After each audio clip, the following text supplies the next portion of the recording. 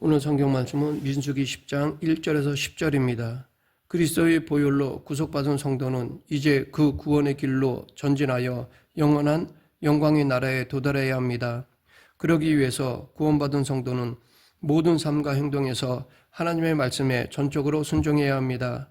우리가 살아가는 광야 같은 세상에는 대적들과 장애물들이 있습니다. 그러므로 성도는 하나님의 말씀에 순종하지 않고서는 앞으로 나아갈 수 없습니다. 우리가 하나님의 말씀에 온전히 순종하여 나아갈 때 우리는 이 모든 일에 승리하고 우리의 본향에 도달하게 될 것입니다.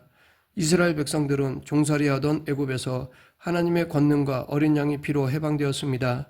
그리고 구름 기둥과 불 기둥으로 인도하심을 받으며 광야길을 갔습니다.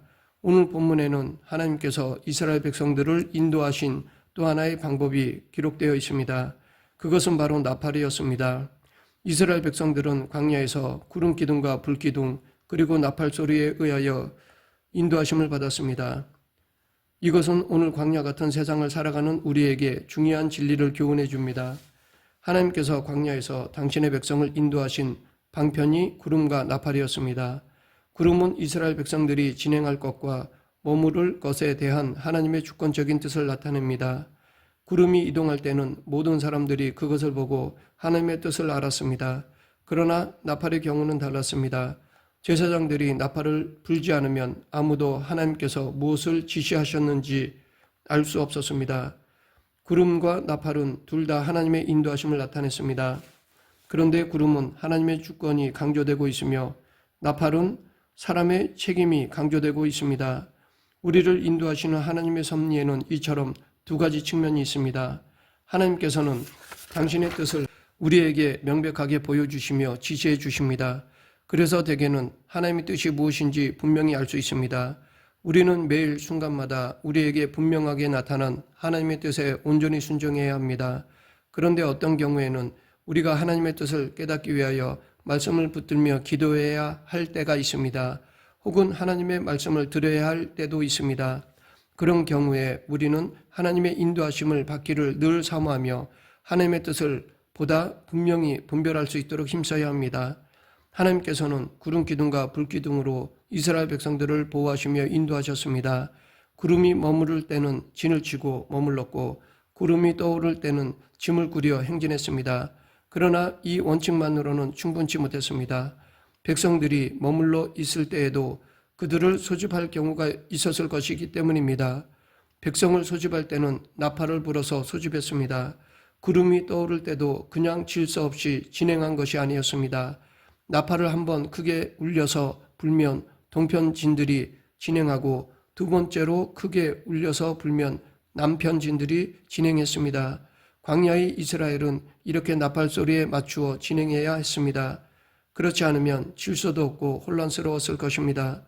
이스라엘 백성들은 애굽에서 종살이를 하다가 광야로 쏟아져 나왔습니다.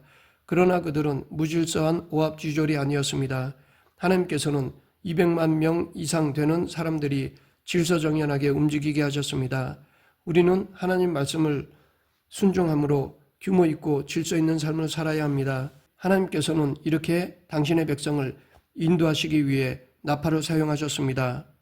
광야의 이스라엘은 무슨 일을 하고 있다가도 나팔 소리가 나면 즉시 거기에 따라 움직여야 했습니다. 이스라엘 백성들이 광야에서 나팔 소리를 듣고 살았다는 것은 하나님의 통치 아래 있는 신적인 질서에 따라 살았다는 것을 나타냅니다. 그러면 나팔은 언제 불며 누가 어떻게 불었을까요? 나팔은 은으로 만들었으며 제사장이 불었습니다. 당시에는 제사장이 2명이었으므로 나팔을 2개 만들었습니다. 이스라엘의 모든 회중을 소집할 때는 나팔 2개를 불었습니다. 그리고 족장들만 소집할 때는 나팔을 하나만 불었습니다. 진의 행진을 위해서는 나팔을 크게 울려서 불었습니다.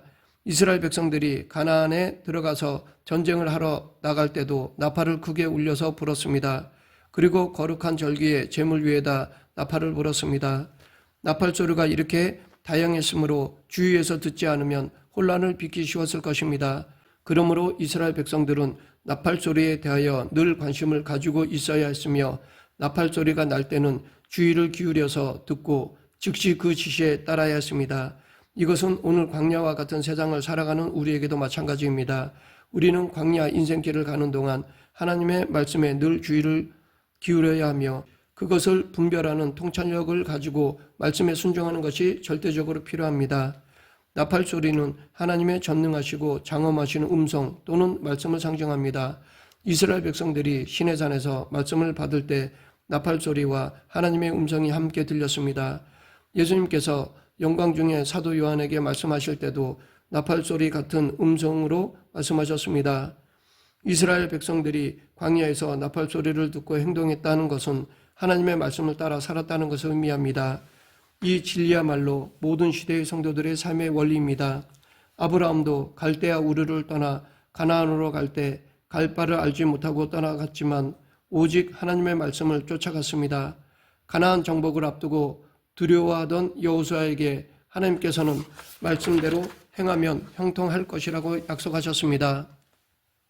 역사상 하나님의 말씀을 따라 살았던 사람들은 다 복된 삶을 살았습니다. 그러나 하나님의 말씀을 외면하고 불순종한 사람들은 불쌍한 삶을 살았고 실패했습니다. 오늘 우리에게도 이 원리는 마찬가지입니다. 나팔의 용도는 백성을 소집하는 것과 출발을 알리는 것이었습니다. 오늘 본문 1절 2절 여호와께서 모세에게 말씀하여 이르시되 은나팔 둘을 만들되 두들겨 만들어서 그것으로 회중을 소집하며 진영을 출발하게 하라. 이스라엘 백성들은 나팔 소리를 듣고 움직였습니다. 이렇듯 하나님의 백성은 오직 하나님 말씀에 따라 움직여야 합니다. 나팔의 첫 번째 용도는 이스라엘 온 회중을 불러 모아 하나님의 뜻과 말씀을 듣도록 하는 것이었습니다. 3절 4절 나팔 두 개를 불 때에는 온 회중이 회막문 앞에 모여서 내게로 나올 것이요 하나만 불 때에는 이스라엘의 천부장된 지휘관들이 모여서 내게로 나올 것이며 이스라엘 백성들은 나팔 소리를 듣고 하나님 앞에 모였습니다. 오늘 우리도 성경이라는 나팔에 의하여 하나님 앞에 모여서 하나님 말씀을 듣습니다. 성경은 우리에게 하나님을 섬기는 법과 하나님의 뜻을 따라 사는 법을 가르쳐 줍니다. 이때는 나팔을 크게 울려 불지 않고 평탄하게 불었는데 하나님 앞에 나와 경배하는 자의 자세가 어떠해야 하는가를 보여줍니다. 즉 하나님께 나와 경배드리고자 하는 사람은 세상의 잡념을 가라앉히고 오직 하나님만 바라보는 자세를 가져야 합니다. 나팔의 두 번째 용도는 이스라엘 회중들로 하여금 행진하게 하는 것이었는데 이때는 나팔을 크게 울려서 불었습니다. 5절 6절 너희가 그것을 크게 불 때에는 동쪽 진영들이 행진할 것이며 두 번째로 크게 불 때에는 남쪽 진영들이 행진할 것이라. 떠나려 할 때는 나팔 소리를 크게 불 것이며 이것은 다시금 광야길을 가는 백성들에게 용기와 힘을 주어 격려하는 의미를 가지고 있습니다. 오늘 광야와 같은 세상을 살며 영원한 우리의 본향을 향하여 나아가는 성도는 하나님의 말씀을 통하여 격려를 받고 새 힘을 얻어야 합니다. 하나님의 말씀을 굳게 붙들고 사는 성도는 어떤 경우에도 흔들리지 않고 전진할 수 있습니다. 나팔은 또 대적을 치러 나갈 때도 불었는데 이때 나팔을 크게 울려서 불었습니다. 9절 또 너희 땅에서 너희가 자기를 압박하는 대적을 치러 나갈 때에는 나팔을 크게 불지니 그리하면 너희 하나님 여호와가 너희를 기억하고 너희를 너희 대적에게서 구원하시리라. 이것은 군대의 사기를 북돋우며 하나님을 신뢰하도록 격려하기 위한 것이었습니다. 뿐만 아니라 대적에 대한 최후의 심판과 승리를 하나님께 호소하는 것이었습니다. 하나님께서는 이 나팔 소리를 들으시고 이스라엘이 수행하는 전쟁에 개입하셔서 승리하게 하시겠다고 하셨습니다. 그러므로 이 나팔 소리는 오늘 죄악된 세상에서 싸우는 성도들을 격려하는 하나님의 말씀을 의미합니다. 뿐만 아니라 이 나팔 소리는 성도가 하나님께 간구하는 기도와도 같은 역할을 했다고 볼 수 있습니다. 그리고 희락의 날과 절기와 월삭의 제물 위에다 나팔을 불었습니다. 10절 또 너희의 희락의 날과 너희가 정한 절기와 추하루에는 번제물을 드리고 화목제물을 드리며 나팔을 불라. 그로 말미암아 너희의 하나님이 너희를 기억하시리라. 나는 너희 하나님 여호와니라. 제물 위에다 나팔을 분 것은 이스라엘 백성들이 하나님께 대한 의무를 기쁨으로 준행한다는 것을 나타냈습니다. 이렇게 바쳐진 제물은 하나님께 연락되었고 하나님께서는 이를 인하여 이스라엘 백성들을 기억하시겠다고 말씀하셨습니다. 하나님께서는 우리가 기쁨으로 당신께 예배하며 기쁨으로 순종하고 헌신할 때 기쁘게 받아주십니다. 그리고 우리를 기억해 주시고 은혜와 복을 내려주십니다. 나팔은 제사장들이 불었습니다. 제사장과 레위인들은 성막 바로 옆에서 살았기에 구름이 움직이는 것을 처음 보는 사람들이었을 것입니다. 이처럼 구름이 움직이는 것을 보는 즉시 제사장은 나팔을 불어 백성들에게 알렸던 것입니다. 그리고 하나님께서 모세에게 지시하신 일들을 백성들에게 알리기 위하여 제사장들은 나팔을 불었습니다. 그러므로 나팔을 부는 제사장들의 임무는 매우 중요했습니다. 모든 그리스도인들은 안 믿는 사람들을 향해 나팔처럼 크고 분명하게 복음을 전하여 그들을 하나님께로 인도해야 합니다. 하나님의 백성들은 모든 생활과 행동에 있어서 하나님의 말씀에 절대적으로 의존하고 전적으로 순종해야 합니다. 광야의 이스라엘 백성들은 나팔 소리를 듣기 전에는 어떤 절기나 종교적인 목적을 위해서도 모이지 않았습니다. 나팔 소리를 듣기 전에는 출발하지도 않았습니다. 그리고 그들의 적을 맞이해 싸우라는 나팔 소리를 듣기 전에는 무장하지도 않았습니다. 그 어느 때든지 항상 그 나팔 소리에 따라 움직였습니다. 이것은 곧 하나님 우선순위를 의미합니다. 이처럼 하나님이 나의 삶의 우선순위가 되어야 합니다.